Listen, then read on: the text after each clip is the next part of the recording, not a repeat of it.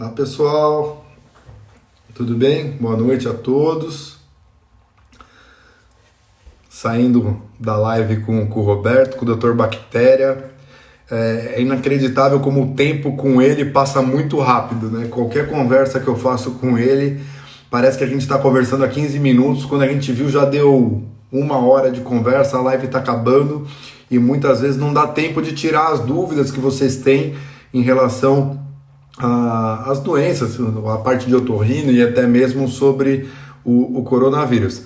Então eu vou combinar com vocês aqui que eu vou ficar mais ou menos uma meia hora, tá? Então vamos até umas 8h30 por aí e vão colocando as perguntas de vocês que o que eu souber, o que eu puder responder, a gente vai conversando, vai interagindo, tá bom? Então a partir dos momentos que começar a chegar as perguntas, aí eu vou respondendo para vocês.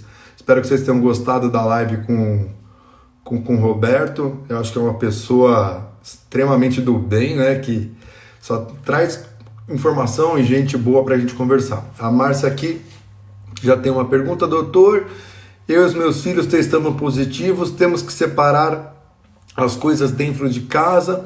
Márcia, a primeira coisa que a gente tem que ver é quantas pessoas vivem na sua casa, certo? Se todo mundo testou positivo, eu acho que não precisa ter, como está todo mundo doente, um distanciamento social muito severo entre vocês. Lembrar que às vezes a minha carga viral, a quantidade de vírus que eu tenho pode ser diferente da carga viral de um outro parente, de uma outra pessoa próxima. Então cada um com o seu copo, cada um com o seu talher, cada um com sua toalha e manter um distanciamento, mesmo todo mundo estando positivo. Eu acho que é válido ainda evitar muito abraço, beijo, sabe? Ter um certo distanciamento, são só 2 semanas, depois de 2 semanas reavalia a situação, tá bom? A Iracema perguntando aqui, doutor, devemos tomar ivermectina? A resposta é não, gente, porque foi o que a gente falou na live. Vamos tomar, se a gente for tomar ivermectina, a gente vai tomar por quanto tempo? Esse vírus vai existir por quanto tempo? Você está doente? Não está? Primeiro que assim, não existe nenhum protocolo que mostre a efetividade desse remédio. Então, primeira coisa. Segundo, vamos pensar no uso preventivo, profilático dessa medicação. Você vai usar por 1 mês, 2 meses, 3 meses, 1 ano? Qual que é o efeito colateral dessa medicação no teu organismo durante todo esse tempo? Então, gente, não usem medicação alguma sem a orientação do seu médico, tá bom? Do seu médico de confiança. A Mayara perguntando se tem alguma coisa de coronavírus, erupções cutâneas. Existe sim. Na verdade, na literatura médica hoje, você consegue observar uma correlação do coronavírus com uma quantidade de doenças enormes. Perda de olfato, tontura, diarreia, dor de barriga, dor de ouvido, erupções cutâneas, doenças cardíacas. Agora, não existe uma coisa que a gente chama de patognomônica, que seria um sinal definitivo, falar, olha, essa lesão cutânea é do coronavírus. Lesão cutânea é uma coisa muito complicada, muito difícil. Várias doenças podem ter manifestações cutâneas, então pode sim ter relação com o coronavírus, mas é difícil você bater o olho e falar só pela lesão cutânea que é coronavírus ou não, tá bom? Quero saber os cuidados ao chegar em casa. Gente, cuidado de chegar em casa. Deixar sapato, o que eu faço? É que eu estou num ambiente contaminado, que eu estou no hospital. Eu chego do hospital, eu entro pela área de serviço, tiro a roupa, ponho para lavar, vou para o banheiro, tomo banho e tenho contato com minha família. Eu não tenho nenhum contato direto com a minha família enquanto eu não estiver limpo. E limpo é água, sabão, banho. Gente. Chegou da rua, se puder, deixa o tênis do lado de fora, deixa na lavanderia, vai no banheiro, lava a mão, tira a sua máscara, põe a máscara para ser lavada, para ser higienizada, e aí você vai ter contato com as pessoas, certo? Aqui a Fátima perguntando novamente da ivermectina, eu acabei respondendo lá em cima. A Luzimar agradecendo a live, obrigado, a ideia é trazer informações para você. A Regina falando, tenho bronquite, tenho medo. Regina, você tem que pensar o seguinte, essa tua bronquite está controlada, você é uma paciente que vai no pneumologista, faz o tratamento legal, acompanha, ou é aquela paciente que deixa para procurar um médico só quando está com a crise atacada e aí você vai no pronto-socorro e faz uma medicaçãozinha para sair da crise? Você entendeu a diferença? Se você tem uma doença crônica que está controlada, é uma coisa, é um bom sinal. Se você tem uma doença crônica, seja ela qual for, que você trata de qualquer jeito, se você ficar doente, você pode evoluir mal, tá? Então, o jeito que a tua doença crônica vem sendo cuidada ao longo da sua vida é o que vai fazer a diferença, o prognóstico, caso você fique doente, seja qual doença for, tá bom? O que você acha do zinco como profilaxia? Sinceramente, Vivi, vou dar uma resposta muito franca para vocês. Não li nada sobre o zinco, as coisas que eu li foram muito por cima, então eu prefiro não responder por não saber, tá bom? Não tenho vergonha de falar, quando eu não sei mesmo. Malu é minha paciente, a gente já fez consulta por telemedicina, né? Vê lá depois, Malu, qualquer dúvida a gente vai conversando. Nayara Luiz, a taxa de falso positivo e negativo desses testes rápidos de Covid pode chegar a 75%? Dependendo do momento que você fez a doença, se você faz uma sorologia e você está no começo da doença, nos dias iniciais, você nem anticorpos tem. Então, sim, a taxa de falsos positivos e falsos negativos pode ser muito alta. Não sei se beira aos 75% que nem você colocou aqui, sim. Mas, por exemplo, 2 semanas atrás a gente foi operar uma paciente. Ela tinha que ter ido no hospital colher o suave, aquele do cotonete, não foi. No dia da cirurgia a gente foi fazer o teste rápido, a sorologia nela. E ela deu positivo. E 4 dias depois, aí a gente suspendeu a cirurgia, não operou. Aí 4 dias depois saiu o resultado da sorologia, aquela que colhe no sangue, que demora mais tempo, e a gente viu que ela estava negativa. Então sim, existem muitos falsos positivos e falsos negativos nas sorologias, principalmente nesses testes rápidos, tá bom? Que bom que vocês gostaram da live. Carla, se tomar ivermectina tem algum efeito colateral? Que eu sempre falo, todo remédio tem seu efeito colateral. Se a gente abrir a bula da ivermectina, tem um monte de efeitos colaterais. Tá? O grande problema é que assim, as pessoas pensam em tomar essa medicação como uma prevenção da doença. Legal. Primeiro que a gente sabe que não tem estudo que confirme isso. Depois, a pergunta-chave é, por quanto tempo que a gente vai tomar esse remédio? Qual que você vai usar por quanto tempo? Indeterminado? Então a diferença do remédio para o veneno está na dose, tá? Então a gente tem que tomar muito cuidado com isso. Sobre a imunidade, doutor, sobre o estudo que teve esses dias que a imunidade dura pouco, poderia nos dar os respaldos? Sim. Então o que eu li a respeito disso? Pessoas que tiveram poucos sintomas, eu falei isso na live, pessoas que tiveram poucos sintomas ou tiveram sintomas leves, elas tendem a, de repente, a resposta imediata imunológica do organismo entrou em ação, então elas nem chegaram a produzir anticorpos ou precisaram produzir poucos anticorpos. Pessoas que tiveram uma doença mais severa, mais grave, tiveram uma produção de anticorpos aumentada, maior. E isso talvez interfira no tempo da imunidade. Tá? Então, alguns estudos mostram que essa imunidade pode durar 3, 6 meses, 1 ano, mas eles indicam que essa imunidade ela não deve ser permanente.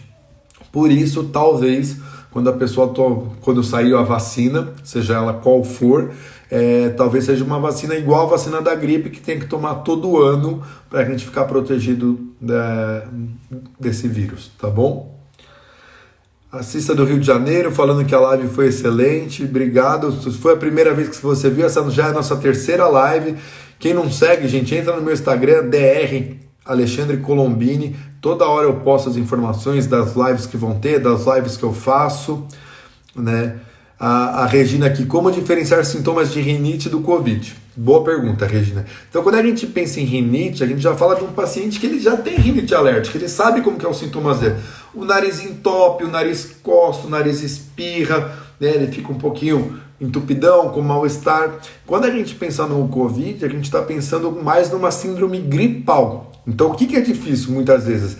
É a gente diferenciar de quando esse paciente está com gripe, né, um resfriado, uma gripe, e quando esse paciente está com coronavírus, muitas vezes só com o exame que a gente consegue diferenciar, que aí o paciente vai ter dor no corpo, febre, tosse, desconforto respiratório, falta de ar. Então, a rinite são sintomas alérgicos. Nariz coça, céu da boca coça, olho coça, espirra. São aqueles sintomas que o paciente já tem habitualmente, né? Dificilmente a pessoa fala, essa é a primeira crise de rinite que eu tive na minha vida. Então a pessoa já conhece os sintomas, diferente do coronavírus, que muitas vezes pode ser sintomas novos. MMG Farias falando que os dois são ótimos, obrigado pelo carinho. Posso pegar 2 vezes o Covid? Então, Dani, é uma coisa que a gente está descobrindo ainda se isso vai acontecer ou não. A partir do momento que a gente considera que essa imunidade ela não é permanente, que ela pode ser transitória, talvez sim você possa pegar o vírus 2 vezes, tá?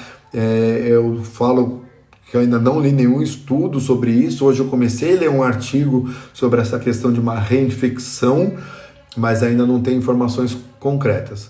A Vivi falando aqui do zinco, eu já respondi. Valeu. Jobson falando que eu sou top, obrigado pelo carinho.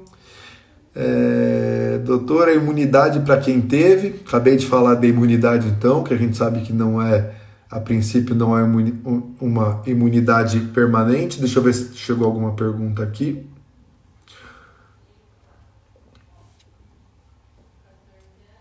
Então aqui tem uma... Deixa eu ver se eu consigo colocar aqui para vocês. Roberto, se você quiser entrar, manda aqui o convite, eu já te chamo de novo. A gente continua o nosso papo. Por mim, a gente agora faz uma coisa mais informal. Deixa eu ver aqui quem que tá chamando para entrar.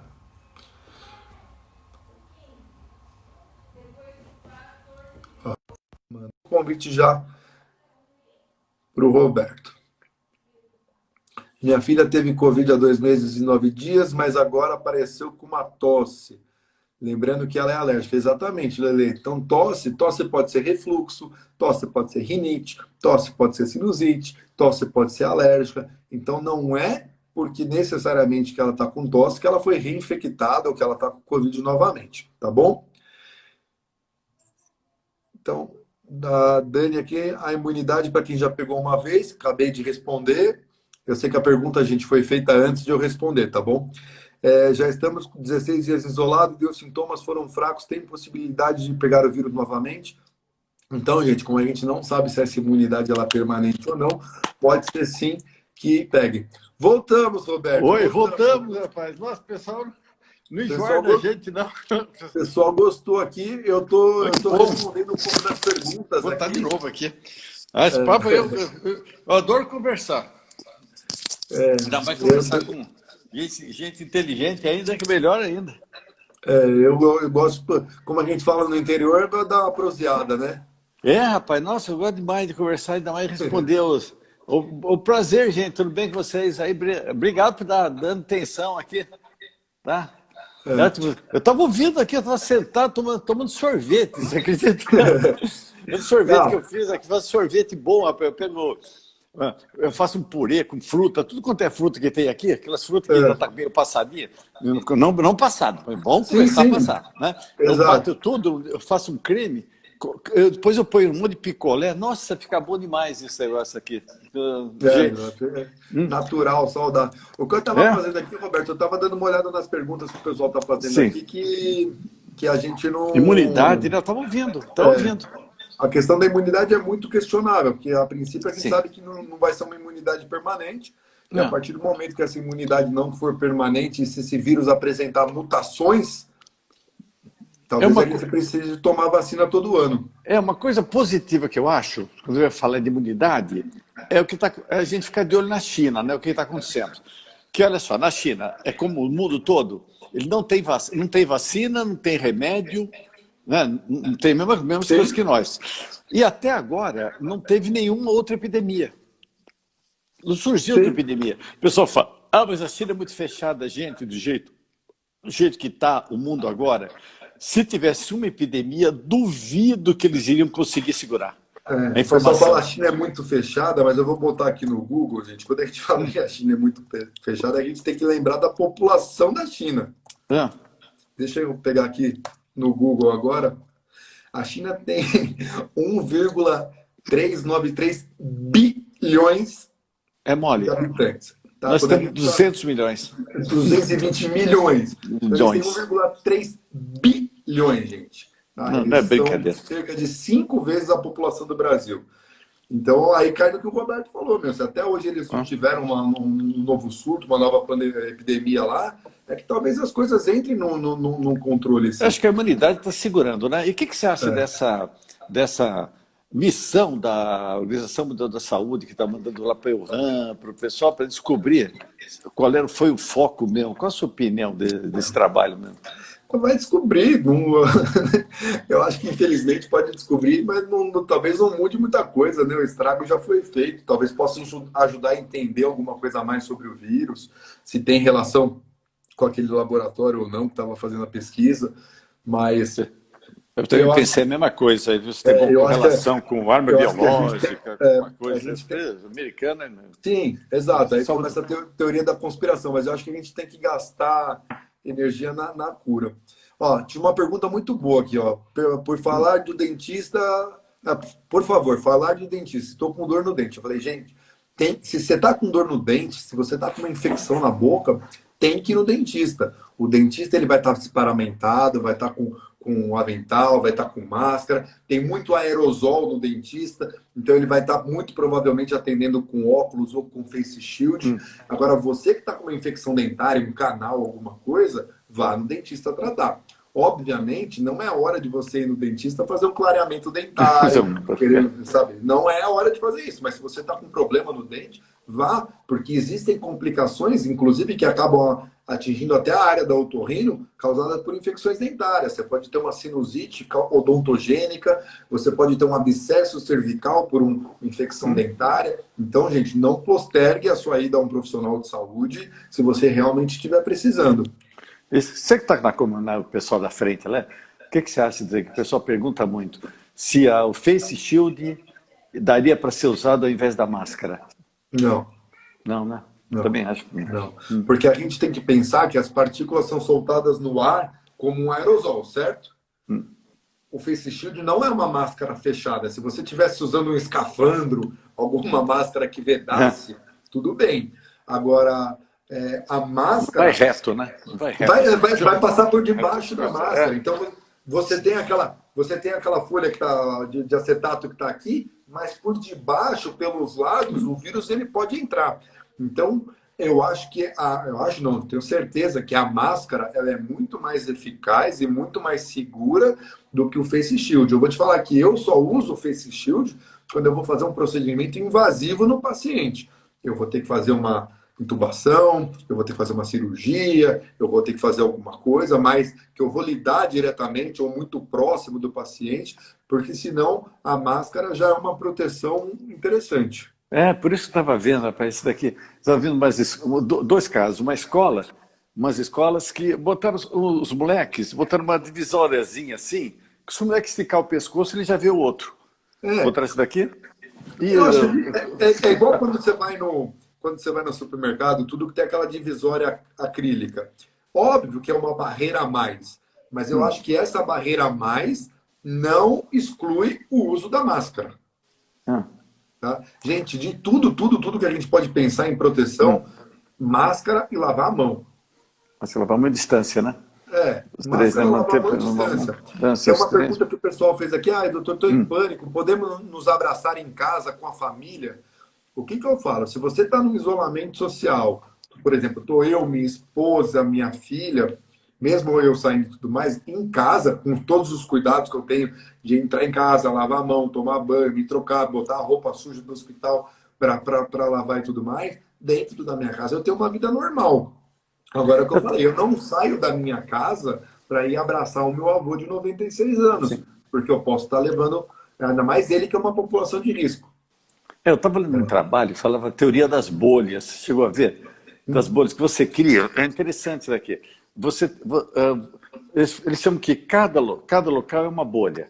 Sim, Tá? Então você escolhe quem vai fazer parte da sua bolha. tá. Só que essa pessoa não pode sair mais nem fazer parte de outra bolha. Então, Entendi. entende? Você está na tua casa. Então tá você, seu pai, sua mãe, seu irmão, você tal. É a minha bolha. Isso. Você vai pegar um vizinho, meu vizinho também faz parte da bolha, está aqui. Mas também tem aquele problema. Se por acaso um pegar a doença, todos da bolha vão ter que se isolar. Exato. por um período equivalente a isso daqui. Eles falaram que eles estão conseguindo, fizeram na Inglaterra, eles estão conseguindo uns resultados assim espetaculares. Que é o que a gente faz no pronto-socorro. Quando um paciente chega para a gente interna ele, ou ele tem sintomas positivos e a gente vai mandar ele para casa com atestado, a gente atesta a família também. Porque aquela família tem que ficar em isolamento, porque aquela família também é um possível vetor. Então vamos falar, se um dia eu contaminei, vamos falar, fui no pronto-socorro, fiquei doente, estou com Covid. A minha esposa e a minha filha, ela entram em isolamento 14 dias também. Porque se eu estou doente, provavelmente eu acabei levando a uma exposição. Tem muitos casos que o marido fica doente, a esposa não fica. Isso acontece, porque cada pessoa tem um sistema imunológico diferente. Mas é importante, sim, essa questão da bolha que você falou aí, de a gente manter o isolamento e tudo mais para controlar a disseminação da doença. O que eu falava, que eu sempre trabalhei com, há mais de 30 anos que eu trabalho com controle de qualidade de alimentos, né? Sim. Então, eu sempre fui a favor que o exame laboratorial, o exame de fezes dos manipuladores de alimento, não queria dizer nada. Porque eu falava para ele o seguinte, né, você vai fazer o exame, tá? E você descobriu que o cara está com uma verminose, e aí? Eu vou tratar o cara. Eu falei, bom, tu vai tratar o cara, tá legal. Então você tem que pegar alguém da área social para ir onde ele mora, para tratar a água que ele toma, tratar a família dele, que está todo mundo com verminose. Que não tem saneamento básico. Melhorar o saneamento básico dele. Na época, já faz uns anos, não sei como é que está agora, mas a Volkswagen, por exemplo, eles tinham toda uma parte social que se pegasse um funcionário com verminose e o pessoal de epidemiologia, de negócio que ia até o local, cuidavam do ambiente, cuidavam da área, melhoravam o saneamento, faziam todo o trabalho social. Eu falei, então, essa finalidade é maravilhosa. Agora, a grande maioria, descobriu, o cara está com verminose, dá um vermífugo para ele. Eu falava, na semana que vem ele vai estar com o mesmo verme. Ele vai tomar... A gente vive num país que tem diversidades socioeconômicas, socioculturais muito grandes. Por exemplo, eu moro em São Paulo, num condomínio que tem todo um sistema de esgoto. De repente, a outra pessoa que mora um pouco mais para frente, ele pode ter uma fossa na casa dele, ele pode morar numa comunidade que não tem um sistema de esgoto, de saneamento. Então, o que adianta você dar o remédio para matar o verme se a fonte da contaminação, o ambiente não está sendo cuidado? E é o que você estava falando agora, perfeito. Né? Você fazer exame nele é o menos importante. E eu tenho uns dados assim, na semana passada, não foi uma live, mas eu fiz parte da banca, tinha um senhor sendo entrevistado, ele era ex-presidente da Sabesp, uma coisa assim e tal. Aí eu perguntei para ele, falei, puxa vida, doutor, aqui no Brasil nós temos 65% dos hospitais estão relacionados com problema de falta de saneamento, 65%. Para cada, você vai falar assim, pô, mas é muito caro investir em saneamento. Se existe uma coisa que, se você, para cada R$1 que você investe em saneamento, você tem um retorno, uma economia de R$5, 5 vezes a mais de medicina curativa, até essa resposta que foi dada, até pelo fato de não ter dinheiro, aí sim é que se deveria investir em saneamento. Eu acho que o pensamento está indo bem ao contrário da coisa. É medicina preventiva, é muito mais... Se a gente falar assim, no curto prazo, o investimento é mais alto, a gente vai gastar mais dinheiro. Mas lá na frente a gente vai diminuir com a medicina preventiva. Então você faz saneamento básico, você dá educação, você dá cultura, você dá água tratada, você dá condições da pessoa trabalhar, ter uma vida digna. Isso vai diminuir hipertensão, vai diminuir diabetes, vai diminuir obesidade, vai diminuir doenças verminosas. Ou seja, agora a gente gasta mais, mas lá na frente a gente vai prevenir doenças. E a gente sabe que é muito mais barato prevenir do que tratar. É dar cloro para a população. O pior que eu fico desesperado que é o seguinte, que, puxa vida, vamos dar cloro, vamos entregar o cloro para a população, para não sei o quê, pessoal, ensinar o pessoal a usar cloro. Aí podiam falar assim, puxa, mas nós vamos ter que produzir cloro, de onde é que nós vamos fabricar? Gente, o Brasil já tem uma produção de cloro em todos os postos sanitários de vigilância que ninguém pega, nem os postos de saúde, estraga. Eles foram obrigados a aumentar por 1 ano a mais o prazo de validade do cloro, porque ninguém pegava. E ninguém pega. Sim. Tá? Ninguém pega. E quem queria ensinar a fazer isso? Vamos ter que contratar gente? Gente, estudante de medicina, estudante de biomedicina, de farmácia, negócio, o pessoal está louco por horas-aula. Quer? Sou louco por essas horas aqui. Você fala para eles, olha, vocês vão fazer um trabalho que vocês vão ter que ir nas comunidades, levar cloro para o pessoal, esse negócio todo. Então, claro, tem que prever a segurança deles também total, mas se levar para a saúde assim, acho que dá para prever uma segurança. Eles iriam levar, isso reduzir, olha, melhoraria o saneamento, diminuiria a diarreia, sobraria leite em hospital, por um custo que não é um tostão a mais. É isso aí. Só que, não sei se abrir hospital se dá mais votos, se dá não sei o quê. Infelizmente, acaba sendo política e nem tanto medicina. Me convidaram para entrar na política, cara. Eu não sei, nunca fiz isso daqui tudo, mas olha, dá vontade de tentar melhorar essas coisas, viu? Eu não tenho perfil, porque eu acho que eu ia brigar muito. Eu falo, eu vou ser só otorrino na minha vida, eu vou cuidar das pessoas, porque Mas eu que a acho gente que vê tanta coisa errada, né? Tanta coisa fazendo assim. Mas o problema é que às vezes querer mudar um sistema inteiro, né? Isso é muito complicado. Tem duas perguntas que fizeram aqui interessantes que eu vou responder. As pessoas sempre falam que tem uma irritação crônica na garganta, pigarro, tosse. Gente, isso teve essa pergunta. Isso. Muitas vezes isso é refluxo, tá? Uma das causas mais comuns de irritação de garganta, tosse, pigarro, é o ácido do estômago que sobe e vem irritar a garganta. Às vezes a pessoa não tem azia, não tem gastrite, mas esse ácido está subindo, está irritando a garganta. Então a gente faz um exame no consultório que chama nasofibroscopia, uma câmerazinha que entra. Eu vou lá dentro da garganta dar uma olhada e a gente vai ver se tem refluxo ou não. Pode ter inflamação, pode ter rinite, sinusite, que também vai causar essa irritação da garganta. Mas uma das causas mais comuns que a gente vê no dia a dia do consultório é o tal do refluxo e é importante tratar. E se a pessoa não fizer nada, o que acontece? Na grande maioria das vezes, na parte laringe, ela vai ter uma inflamação crônica, vai estar com essa garganta sempre irritada. Não existe um estudo relacionando diretamente o refluxo com o câncer. Você pode ter úlceras na laringe, você pode ter formações de granulomas, você pode ter alteração nas cordas vocais, você pode começar a ter uma voz mais grossa, mais rouca, por causa do edema que essa inflamação causa. Aí, se você somar o paciente que tem refluxo, que bebe, que fuma, aí você já começou a potencializar essas agressões, e aí você pode evoluir com uma doença mais grave, sim. E o remédio para o refluxo não faz? Uns que falam que faz mal, dá pólipos, o que eu acho, que eu tomo. O que eu falo sempre para os meus pacientes eu não faço alopatia, quer dizer, homeopatia, eu sou um médico alopata, eu dou remédio para os meus pacientes, né? Prescrevo medicação, eu gosto, porém, eu acho que tudo tem que ter uma data para começar e terminar. Nem que a gente faça ciclos. Tá? Por exemplo, vou tratar uma rinite alérgica. Eu uso a medicação nasal 2, 3 meses. Aí eu paro, acompanho o paciente, fico assintomático e tudo mais. Depois de 8 meses, a criança teve uma crise de novo. Aí a gente retoma o tratamento. A mesma coisa com o refluxo. O refluxo, a primeira coisa que a gente tem que fazer é educar o paciente em relação à sua alimentação e seus hábitos de vida.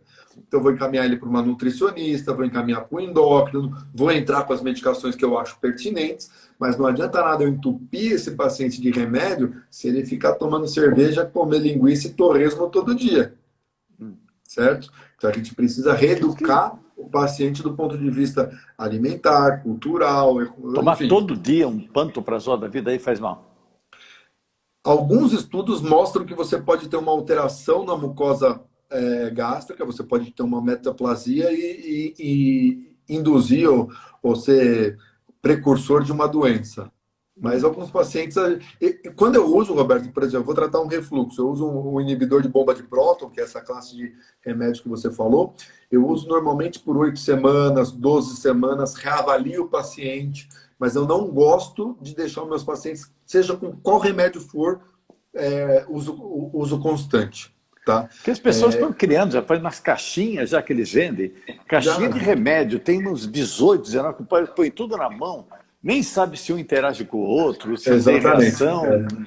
Então, assim, o problema é que às vezes, até quando vai no médico do posto, ou vai em algum médico lá, tem aquela lista de medicação desse tamanho. Muitas vezes a gente consegue otimizar esse tratamento, tirar um monte de remédio que está se sobrepondo ao outro e deixar esse paciente confortável, bem tratado, com o menor número de medicações possíveis. Tá? Tem uma pergunta aqui interessante. Ó. Meu filho tem 12 anos e desde pequeno sempre tem muito catarro, não respira. Precisa ver se teu filho é a Vilada, não consegui ver o nome aqui. Se ele não tem adenoide, que é a tal da carne esponjosa. Muitas vezes a criança tem um tecido muito grande que dificulta a respiração e quando a gente trata ou opera esse tecido, a criança muda da água para o vinho, começa a ganhar peso, dorme bem, tem um sono tranquilo. Então tem que investigar. Tá? Todo sintoma crônico merece investigação, né? Você indica a operação do adenoide? Sim, eu opero ainda uma cirurgia que é bastante feita. Tem critérios. Se a gente pegar a população que tem 70, 80, 90 anos, ninguém tem amígdala, tirava tudo antigamente, né? É. Falava que tinha dor de garganta e ia lá e operava. É. Mesmo sem ter dor de garganta. Isso, não. Operava. Ia lá e arrancava. Hoje em dia tem critérios para a gente indicar. Então, o paciente que chega comigo no consultório, tem até alguns pacientes meus aqui assistindo. Nunca vou indicar, nunca não, mas na grande maioria das vezes eu não indico a cirurgia como uma primeira opção. A gente vai tentar tratar, vai tentar melhorar com medicações e tudo mais. Não melhorou, teve uma falência no tratamento clínico, ou de repente tem uma adenoide muito grande, que a gente percebe que não tem uma resposta adequada, aí sim a gente vai para uma cirurgia. A cirurgia hoje é extremamente segura, tranquila, uma cirurgia que eu faço por vídeo. Eu opero a criancinha, Roberto, de manhã. Se eu fizer a cirurgia às 7 horas da manhã, 2 horas da tarde a criança está em casa. Que legal. Sabe? Não tem aquela sangueira que tinha no passado, que era uma... hoje em dia, o controle intraoperatório, a tecnologia ajuda muito a gente ter uma anestesia com segurança, uma cirurgia com segurança e uma recuperação muito rápida da cirurgia. E depois, idoso, pode operar adenoide? Pode. Normalmente, quando a gente pensa em adenoide, ele é um tecido que, com o desenvolvimento do indivíduo, esse tecido ele tende a regredir. Então, não é comum, quando a gente faz o exame da nasofibroscopia, a gente identificar adenoide no adulto. Tá?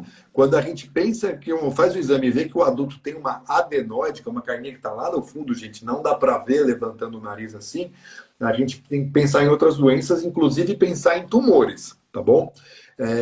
A carninha que o adulto vê, quando ele levanta aqui, ele vê 2 bolinhas vermelhas aqui. São os cornetos, que muitas vezes esses cornetos eles estão aumentados, dificultam muito a respiração. E aí, novamente, a gente tem tratamento medicamentoso e tem cirurgia para melhorar isso aí também. A cirurgia chama turbinectomia, que a gente reduz o tamanho dessa carne e aí o paciente começa a respirar como ele nunca respirou na vida dele. Olha, eu estou vendo aqui, meu filho tem 8 anos, rinite sinusite e não aguenta máscara. Deram a dica de pingar óleo essencial de eucalipto na máscara. Nossa, não vai aguentar um negócio desse. Não, vai piorar. Vai piorar também. Nossa, o que precisa fazer? Poxa, teu filho ele tem rinite alérgica. Então, primeira coisa, a gente precisa tratar a rinite alérgica. Depois, a máscara, essas máscaras de tecido, sim, podem ser um irritante, né, um gatilho para estimular a crise de rinite alérgica. Então, a máscara sempre tem que estar bem limpa, sempre tem que ser higienizada, evitar produtos químicos com cheiro forte, porque também pode, né, estimular a rinite alérgica desse paciente, fazer a troca constante da máscara e sempre na hora que estiver em casa e tudo mais, lavar bastante o nariz do paciente, do teu filho aí com soro fisiológico. E procurar um médico para descobrir o porquê que teu filho não fica bom nunca. De repente ele vai precisar fazer um tratamento mais específico, ele vai precisar fazer uma imunoterapia, ou ele tem algum quadro alérgico que tem uma adenoide muito grande, um corneto muito grande, e tem que ser submetido a uma cirurgia. A Daniela aqui, a Daniela Lira, uma pessoa muito querida aqui, uma amiga minha, ela está perguntando sobre asma e Covid. O que você poderia falar disso? A pessoa de asma é um agravante para a Covid? Que tem muita gente asmática, não tem? Então, primeiro vamos mandar um abraço para o nosso amigo Rodrigo, né, o pneumologista que sempre está com a gente nas lives. Opa, o Rodrigo está aqui. Olha que bacana. Um abração, Rodrigo. E o que a gente tem que falar da asma? A asma é sim um agravante para quem vai ter Covid. Agora, o que depende muito é o seguinte: como que é a tua asma? Você é aquele paciente asmático que vai no pneumologista, que se cuida, que trata, que a tua crise, que a tua asma está controlada e você faz, sei lá, 6 meses, 1 ano que você não tem crise, ou anos que você não tem crise, ou você é aquele paciente asmático que deixa para quando você tem uma crise, corre para o pronto-socorro para fazer uma inalação e tratar. É isso que vai diferenciar. Se você é um paciente que tem uma doença crônica e que ela vem controlada, ela vem estável, o prognóstico é melhor do que aquele paciente que tem uma doença crônica e não trata. Então, eu tenho um paciente diabético que ele está controladinho, tá tudo legal. Agora, eu pego um paciente diabético, a glicemia dele está em 500, obviamente que ele vai evoluir muito pior do que quem está controlado. Então, a grande questão é, sim, as doenças crônicas, de um modo geral, são agravantes, porém, depende de como essa doença está no teu organismo. Quer dizer, outras palavras, você faz a tua doença, né? Sim. Você faz a tua doença. É muito, por exemplo, aqui em São Paulo, né? Quem não tem rinite alérgica? É difícil não ter alguém. Agora, essa rinite, ela atrapalha a vida do... A rinite não é um agravante para o coronavírus, tá? Mas essa rinite, ela atrapalha na vida das pessoas, atrapalha no trabalho, atrapalha no lazer, atrapalha na vida social.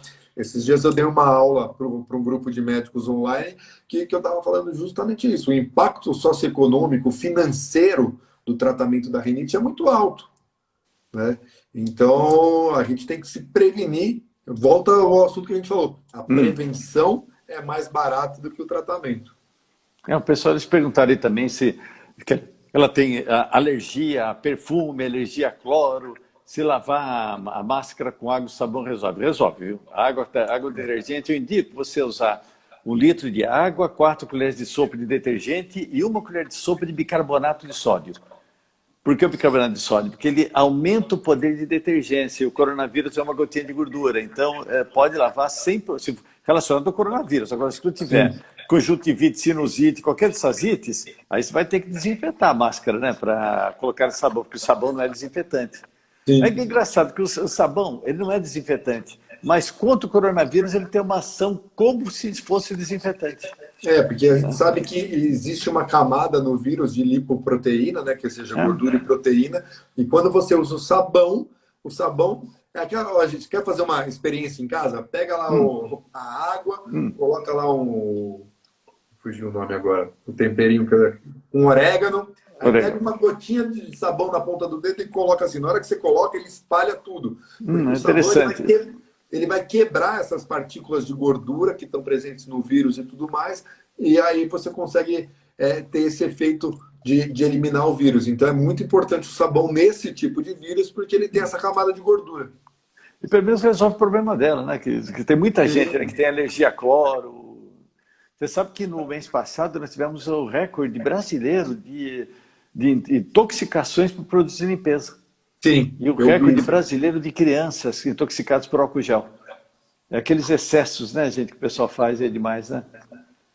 O problema dos produtos químicos, e aí você consegue falar disso 1 milhão de vezes melhor do que eu, tem muitos produtos que eles não podem ser misturados. Então, de repente, a pessoa quer fazer lá uma combinação, vai pegar água sanitária com outro.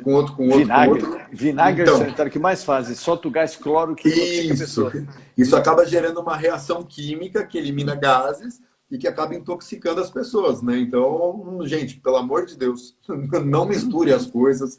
Guardem, deixe os produtos químicos longe do alcance das crianças. Tem muito envenenamento de criança, muita contaminação, porque às vezes os produtos de limpeza, eles estão de fácil acesso nas crianças, né? Você abre o armário embaixo da pia, ou abre o armário embaixo da despensa, tá fácil de pegar. Então tem que tomar cuidado para as crianças e nem os adultos se contaminarem, né? E o que você acha de máscara de 2 camadas em comparação com a 3 camadas? Que todo mundo tem de 2 camadas, mas todo mundo vai ter que trocar para 3 camadas? Então, eu vou ser muito sincero que eu desconheço o lado técnico de 2 ou 3 camadas. Obviamente, quando a gente pensa que você está usando 3 camadas, dependendo do tecido que você está usando, você criou uma barreira a mais de proteção. O que eu acho que você tem que ter é um tecido que não seja muito poroso. Esses dias eu vi, parece até piada, mas estavam vendendo na internet uma máscara feita de tule. Bonita, né? Tule, bonita, linda, né? Linda, né? Agora, gente, o estresse, você tem que... Tava escrito pedras. Aqui, máscara bonita, confortável e fácil de respirar. Eu falei, lógico que é fácil de respirar. O negócio é uma rendinha, não vai proteger você de nada. Então, você vai ter algum grau de desconforto usando máscara? Vai, gente, para todo mundo. Imagina a gente que é profissional de saúde e está num plantão 12 horas com aquela máscara N95 enorme, é E difícil. o metal machuca, né? O metal Machuca. machuca, Não, cansei de ficar com ferida aqui, sabe? né? Machuca, dói, é difícil de respirar. Imagina você, de repente, tendo que fazer massagem cardíaca num paciente com aquela máscara lá. Você cansa. Não é fácil, gente, mas é o que tem. E se é o que tem, é o que a gente vai usar. E o grupo de risco? A pessoa pergunta muito isso daqui. Quem é o grupo de risco? Acho que é todo mundo, né? Grupo de risco. Agora tem os agravantes, né? Exato. Eu acho que idade, né? Idade, obesidade. Eu percebo... 86% das pessoas que morreram ou eram obesos ou com excesso de peso. Então, o que a gente pensa? Quando a gente pensa no paciente obeso, e aí a gente pode extrapolar para um monte de coisa. Normalmente o paciente obeso, ele tem apneia do sono, ele tem hipertensão, ele tem diabetes. Ele não é só obeso, né? É o obeso saudável. Não tem obeso saudável. Ele é cardíaco, ele é hipertenso, ele é diabético, ele tem apneia do sono. Então esse paciente, ele já vive num estado inflamatório. E a gente sabe que essa doença é uma doença altamente inflamatória. Então você pega um organismo de um paciente jovem, magro, saudável, que está bem, que fica doente, esse organismo ele tem forças para lutar. Aí você pega um paciente que já tem uma certa idade, é obeso, é hipertenso, é diabético, come mal, não se cuida, dorme mal. Sistema imunológico... Está pedindo, né? Está pedindo. Está pedindo, sabe? Está pedindo.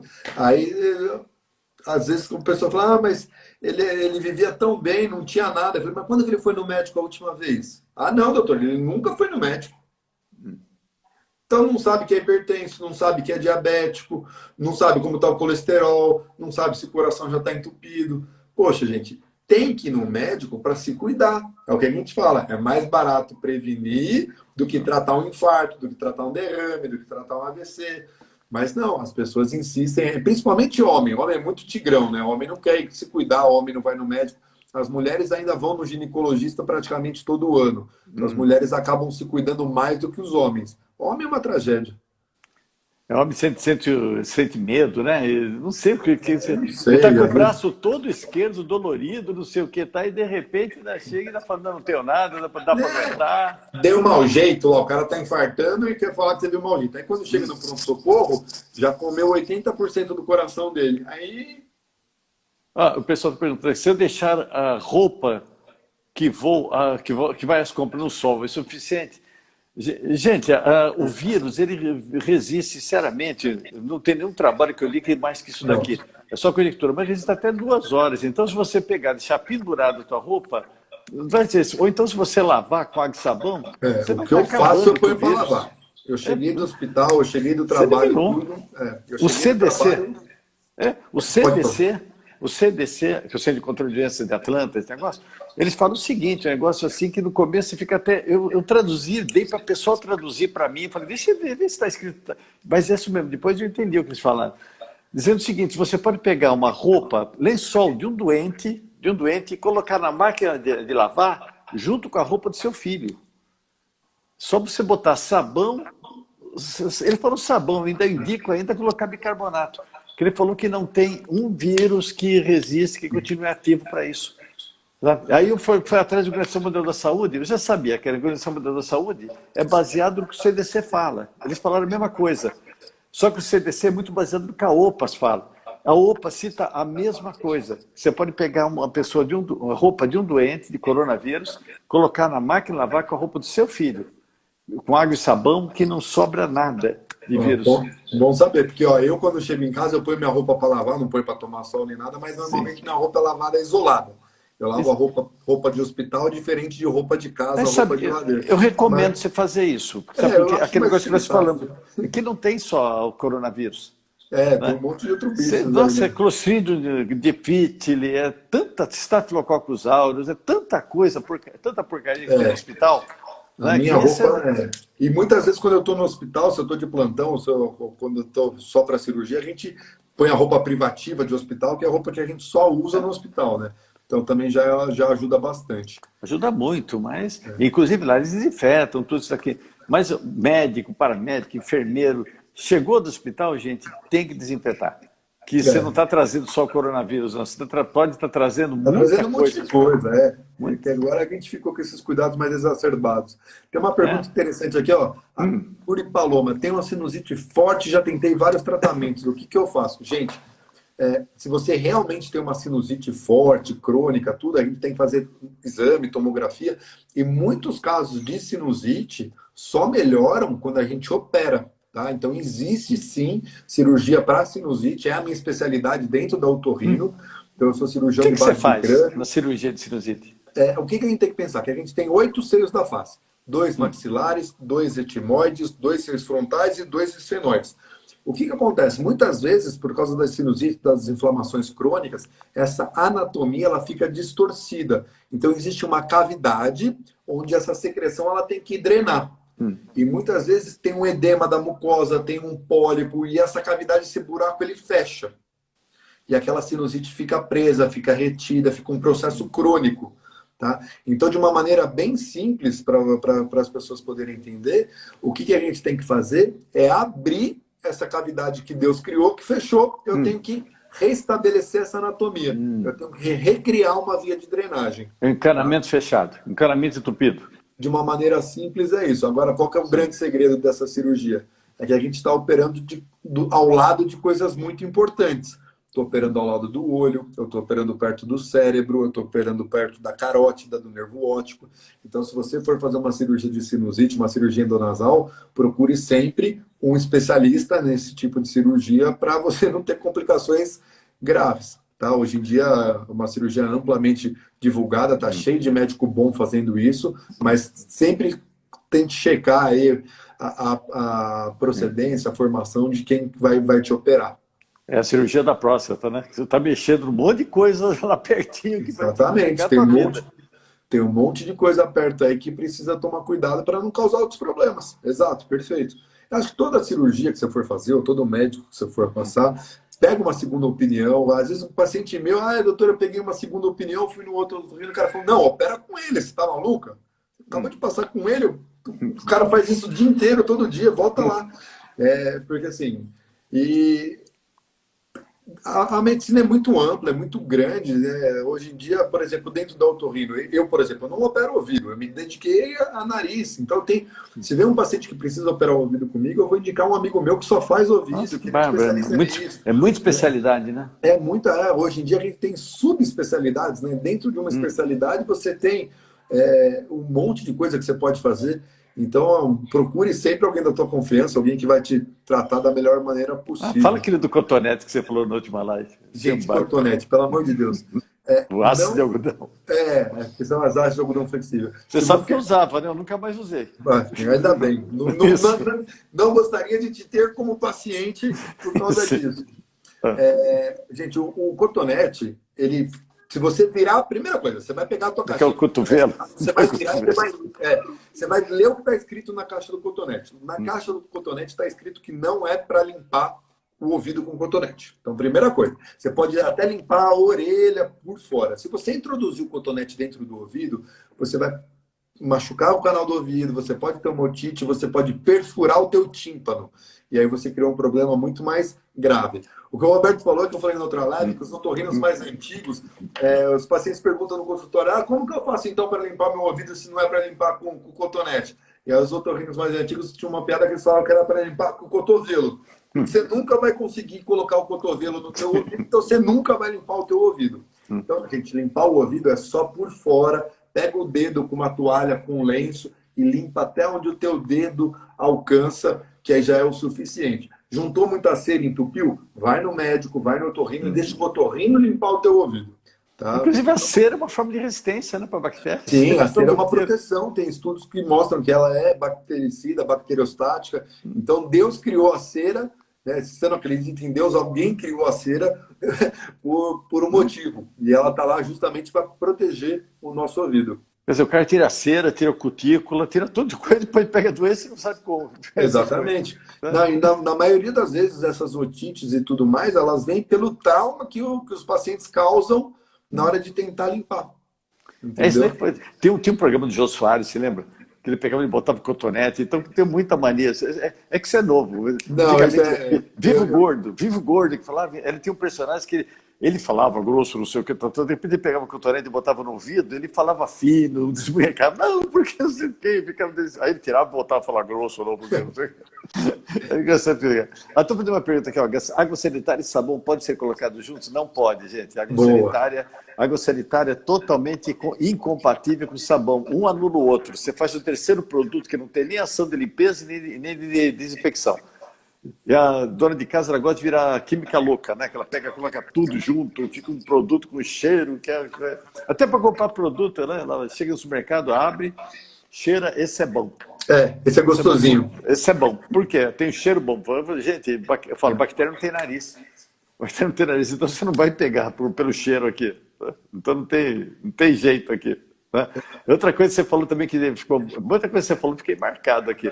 Aquela história que quantas mães falavam assim, está com dor de garganta, faz gargarejo com vinagre e sal. Ou tá com dor de ouvido e pinga azeite com alho morno. Azeite com alho morno, exatamente. Faz essas duas coisas. Gente, ouvido, garganta, nariz as pessoas não colocam tanto porque arde, aí elas não colocam. Mas ouvido e garganta, gente, não é salada. Tá? Então não é para você colocar azeite, não é para você colocar óleo, não é para você colocar alho, que isso não vai ajudar, isso não vai diminuir a inflamação, não vai tratar a infecção, tá bom? Então não façam gargarejo com vinagre, não pinguem óleo morno no ouvido. Imagina se você errou a temperatura do óleo e você pingou óleo quente dentro do ouvido, você vai fazer uma queimadura horrível, vai perfurar o tímpano, você vai ficar surdo. Então, gente, pelo amor de Deus, não façam isso, porque realmente vai criar mais problema do que benefício. Mas o gargarejo não ajuda com em nada, vinagre, com não sal, ajuda em nada. Pessoal... Você quer fazer gargarejo com alguma coisa, pega um enxaguante bucal da sua preferência. Normalmente eu oriento meus pacientes a comprar aqueles enxaguantes bucais que não tem álcool, porque o álcool é outro irritativo. Você acha bom esse enxaguante? Eu gosto. Tá? Mas normalmente é o que eu estou te falando. Enxaguante bucal sem álcool. Sem álcool, que irrita, né? Que aí o álcool ele é um agressor da mucosa da boca e aí complica bastante. E pingar água oxigenada? Quando a pessoa está gripada, ela pinga oxigenada no nariz, dói até o cérebro da pessoa. E não ajuda em nada. Gente, uma coisa que quem é meu paciente ou quem me acompanha sabe que eu falo para todo mundo. Quer usar alguma coisa dentro do nariz que vai melhorar, que vai ajudar, vai diminuir a crise de rinite, de sinusite, soro fisiológico. Compra a garrafa de soro fisiológico lá na farmácia, custa R$4, R$5. Pega uma seringa de 10, 20 ml, enche, põe no nariz, pode joga a seringa inteira, 10, 20 ml de um lado, 10, 20 ml do outro. Não é chatear, né? Não precisa ter pressão. É quantidade, volume e baixa pressão. É para lavar. Quanto mais limpo, mais hidratada a mucosa do nariz ficar, menos problema respiratório a gente vai ter. Tá? Então ajuda muito, muito. Eu lavo o nariz da minha filha com soro fisiológico desde os 3, 4 meses de idade. Nunca pôs vinagre, né? Não, nunca pus vinagre, nunca pus azeite, nunca pinguei nada. Uma pessoa perguntando que teve Covid e ficou sem olfato. Se tem alguma coisa que pode fazer para voltar? Tem sim.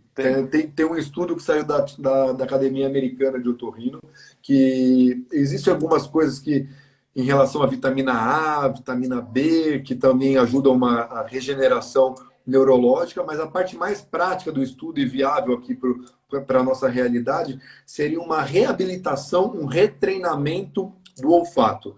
Então, 3 vezes por dia, durante 20 minutos, você ia pegar café, lavanda, o próprio álcool e ia fazer um treinamento de estar inalando, respirando esse odor mais forte, legal, mais característico. Para você tentar... O que é? Café? Pode ser qualquer coisa com cheiro mais forte, mais característico. Perfume não. Perfume não, mas eu costumo falar às vezes café, lavanda, álcool. O café é que as pessoas têm em casa mais fácil, sabe? Sim. E aí, 20 minutos por dia, umas 3, 4 vezes por dia, você tentar fazer uma reabilitação olfativa. E volta mais rápido? Volta, ajuda. Né? Não vai ser a cura, né, mas é uma coisa que vai ajudar. O pessoal fala, né, disso daqui, falou que estão com zumbido no ouvido. Como é que faz com zumbido no ouvido? Tem muitos esses termos, no interior fala muito, parece que entrou um besouro dentro do ouvido. Quando não entra um bicho, que é raro acontecer, Sim. mas É um besouro mesmo. Que é o besouro mesmo, mas você tem que tirar. Mas o zumbido, gente, ele pode ser uma manifestação de um monte de doenças, tá? Pode ser uma manifestação de perda de audição, pode ser manifestação de disfunção da ATM, que é essa articulaçãozinha, pode ser por causa de colesterol, pode ser por causa de pressão alta, pode ser por causa até de um tumor que está nascendo dentro do nervo auditivo, pode ser por doenças do labirinto, enfim. Zumbido é uma coisa que tem tratamento, sim. Tem muita gente que fala que zumbido não tem tratamento, não tem cura. O que acontece, Roberto, é que dá trabalho. A gente tem que investigar o paciente, a gente tem que perder tempo com o paciente para fazer os exames, para escutar, para entender. E aí sim a gente vê qual que é o melhor tratamento para esse paciente. Por exemplo, eu tenho pacientes que têm zumbido por causa de abuso de cafeína. Né? Eu diminuo... cafeína. Eu diminuo a cafeína do paciente, ou ele passa a tomar café descafeinado, e esse zumbido diminui, esse zumbido melhora. Eu sabia, tem cafeína com zumbido. Cafeína, carboidrato. Então, por exemplo, o paciente que tem zumbido e ele tem abuso de café, chocolate, Coca-Cola, essas coisas. Refrigerante à base de cola. Coca. Eu peço para fazer uma dieta restritiva. E a gente observa se melhora ou não. E muitos pacientes melhoram. Tem paciente que a causa do zumbido não é essa, tá? A causa do zumbido vai ser uma perda de audição, enfim. Aí a gente vai tratar a perda de audição. Mas se o erro alimentar dele está causando esse zumbido, a gente vai tratar, vai fazer essa restrição e vai melhorar. Eu estou falando de que perdeu a sensibilidade na orelha. Isso tem alguma coisa a ver com a doença? Pode ser? Tem doenças que podem acometer o nervo facial, o nervo do ouvido, e aí pode ter uma perda de sensibilidade. Então, por exemplo, nesses casos, a gente vai fazer uma ressonância magnética, a gente vai fazer uma audiometria, tem o próprio exame físico, a gente vai tentar entender o que está acontecendo para a gente ver de onde está vindo essa perda de sensibilidade. Será que esse paciente ele teve uma paralisia facial periférica? Será que ele tem uma doença no nervo? Ele tem uma neuralgia do trigêmeo? Ele tem uma disfunção de ATM? Enfim, gente, abre um leque de doenças muito grandes, que por isso que às vezes quando vocês fazem uma pergunta, doutor, eu tenho zumbido, o que eu faço? Às vezes quem me segue sabe que eu brinco, que eu coloco até uma foto do Walter Mercado, alguma coisa assim, fala, gente, não tem bola de cristal, a gente precisa fazer uma consulta, que muitas vezes vai demorar meia hora, 40 minutos, 1 hora de consulta médica, conversando, para eu entender o que está acontecendo.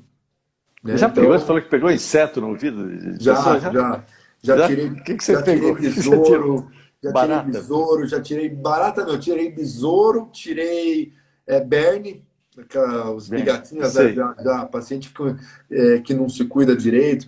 Quem não sabe o que é que não é do interior.